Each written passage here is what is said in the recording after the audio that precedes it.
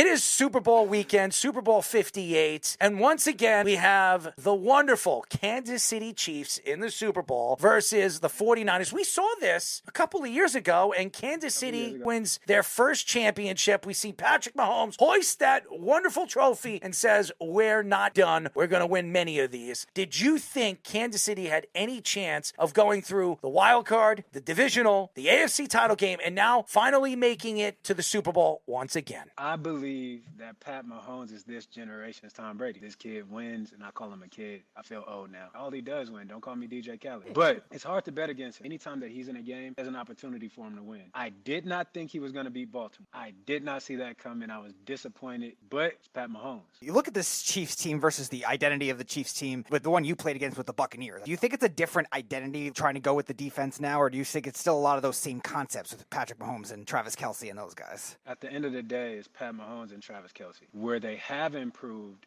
is defensively. They're a far better defensive team than they've been in the previous years. They got playmakers on the defensive side of the ball. You got Chris in the middle, so defensively they're sound. Where they lack, and what's been a topic all year, is receiver. It's not the same receiving core. I don't think they're as explosive, nor do I think they're as dependable. They've stepped up in the playoffs, no doubt about it, but I think that's where the drop-off is. It's interesting when you look at the transition of what the league has turned into. You talk about superstar quarterbacks. Patrick Mahomes has changed the league. Tom Brady changed the league with Peyton Manning and Drew Brees in the time of dominance. When you look at the quarterback play going into this game, you have Brock Purdy, who was the last pick of the 7th round. Everybody was like, who the hell is this guy? He comes in last year. He wins 8 straight games, goes all the way through the playoffs to the NFC title game, and gets literally knocked out of the game. Tears his UCL, comes back in the beginning of the season, makes this run, goes into a losing spurt 3 games in a row, and then completely takes off again. Do you believe Brock Purdy is for real? I do. Up until last week, I made a tweet a couple weeks ago. I said, I believe the Super Bowl champion is coming out of the AFC championship game between Baltimore and Kansas City. Reason being, I didn't believe that either Detroit nor San Fran had a quarterback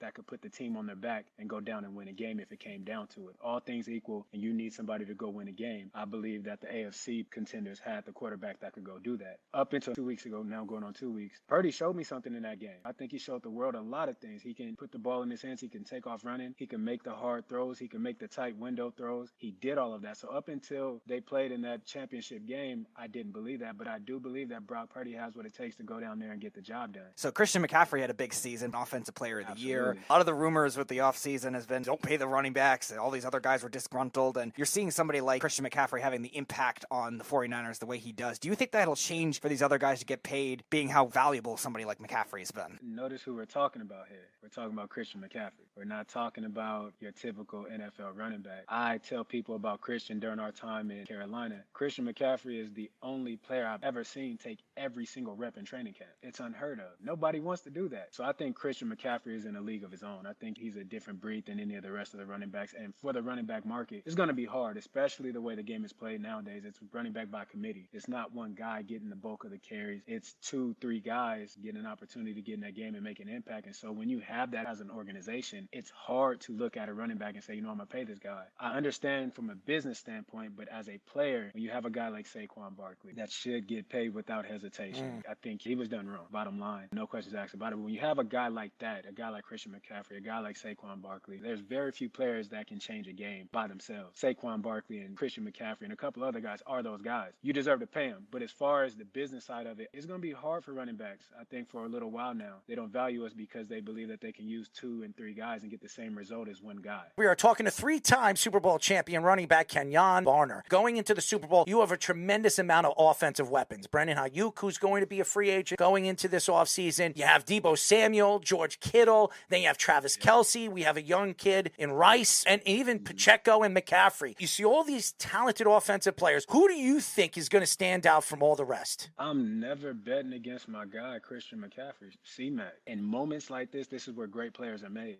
Christian has had a great career up until this point. He's been talked about being best, if not one of the best running backs in the NFL for years now. I think this is his opportunity to come out and make that statement. No, there isn't anybody else but me. So my bet's on Christian. And always go with Pat Mahomes. You can go with the quarterback easily. They have the ball in their hands the most. But in my opinion, it's going to be Christian. I think he's going to make the biggest impact on his game.